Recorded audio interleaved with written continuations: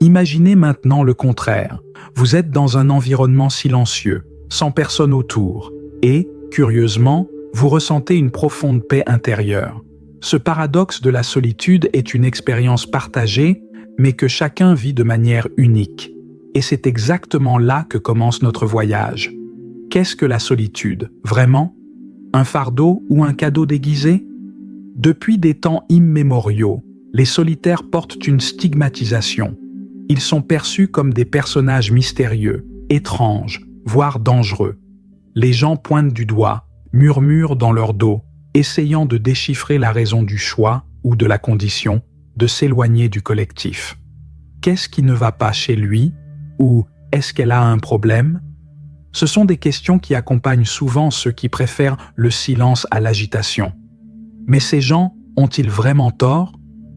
Ou voient-ils quelque chose que la plupart d'entre nous ne comprennent toujours pas? Les philosophes et les penseurs ont toujours vu une dualité fascinante dans la solitude. Alors que beaucoup le craignent comme une forme d'isolement, d'autres l'acceptent comme un chemin vers la liberté.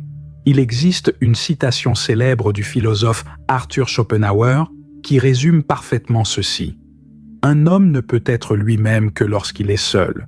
Mais que signifie réellement cette phrase? Le véritable moi ne se révèle-t-il que lorsque nous nous déconnectons des yeux jugements du monde?